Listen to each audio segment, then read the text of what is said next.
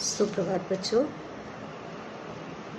पिछले क्लास में मैंने आप लोगों को सर्वेश्वर दयाल सक्सेना की मेघ आई कविता का कुछ अंश पढ़ाया था, जिसमें मैंने बताया था कि मेघ के आने के पूर्व पूर्वाई हवा चलने लगती है।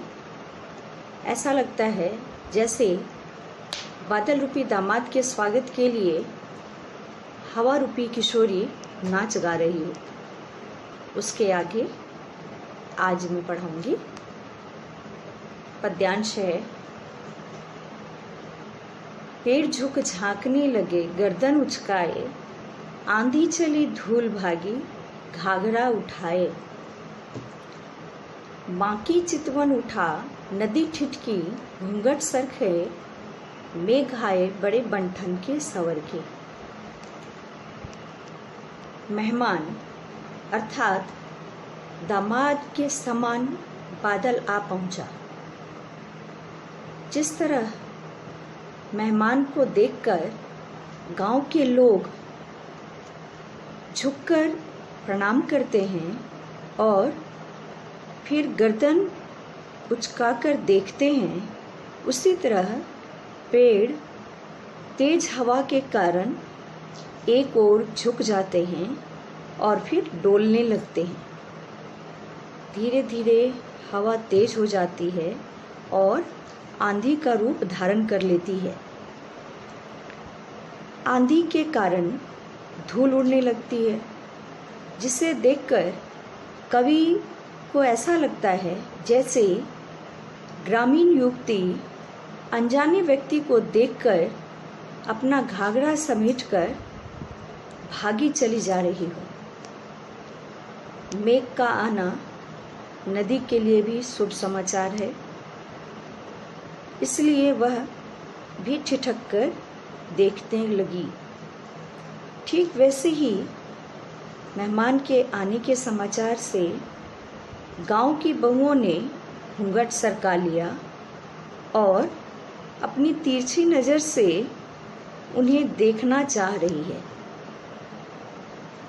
प्रस्तुत पद्यांश में कवि ने हवा, पेड़, नदी, धूल आदि प्राकृतिक उपादानों का मानवीकरण किया है। अगला पद्यांश है। बरस बाद सुधिलिन्ही बूढ़े पीपल ने आगे बढ़कर जुहार की। बरस बाद सुधिलिन्ही बोली अकुलाई, लता ओट हो किवाड़ की।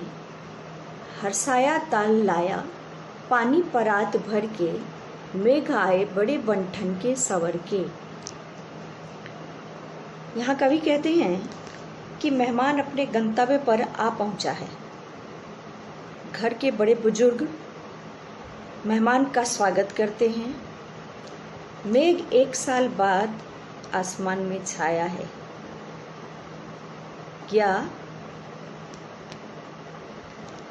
मेघ रूपी दामाद एक साल बाद अपनी पत्नी से मिलने उसके मायके आया है।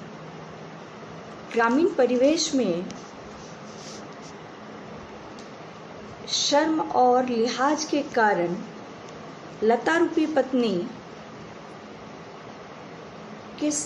अपने पति के सामने नहीं आती, बल्कि दरवाजे की ओर से बेचैनी से उलाहना देती है कि एक साल बाद तुमने मेरी सुध ली। तालाब खुशी खुशी परात में पानी भरकर लाया ताकि वह मेहमान का पैर धुलवा सके। तालाब भी हर्षित हो रहा है, क्योंकि बादल या मेघ के आने से, मेघ के बरसने से, आने से नहीं बरसने से तालाब पानी से भर जाएगा। उपर्युक्त पद्यांश में कवि ने पीपल पेड़ को बड़े बुजुर्ग की संज्ञा दी है, क्योंकि पीपल वृक्ष की आयु बहुत लंबी होती है। किवाड़ से लिपटी लता को गांव की युवती जो अपने मायके में रह रही है उसकी संज्ञा दी है, तथा तालाब को मेघ का साला कहकर चित्रित किया है, साला के रूप में चित्रित किया है। अब प्रसंग है, क्षितिज अटारी गहराई दामिनी दम की, क्षमा करो गांठ खुल गई अब भरम की, बांध टूटा झरझर मिलन के अश्रु ढर के, मेघ आए बड़े बंठन के सवर के। कवि कहते हैं आकाश में बादल छा गए, गहरे बादलों में बिजली चमकी और वर्षा प्रारंभ हो गई। वर्षा की झड़ी को कवि ने आंसू माना है। लता रूपी पत्नी पति से रूठी बैठी थी। उसे भ्रम हो गया था कि उसका पति उसे भूल गया, पर जब दोनों मिले तो बिजली सी कौंध गई। सारे गिले शिकवे दूर हो गए।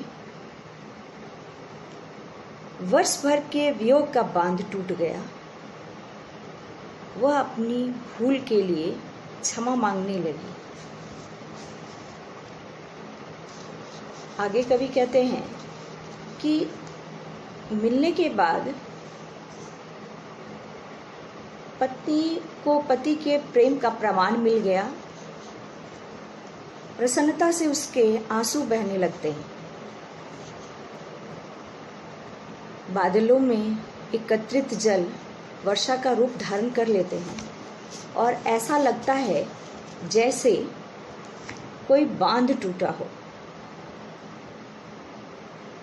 संक्षिप्त में हम कह सकते हैं कि गांव में बादल का स्वागत दामाद की तरह होता है।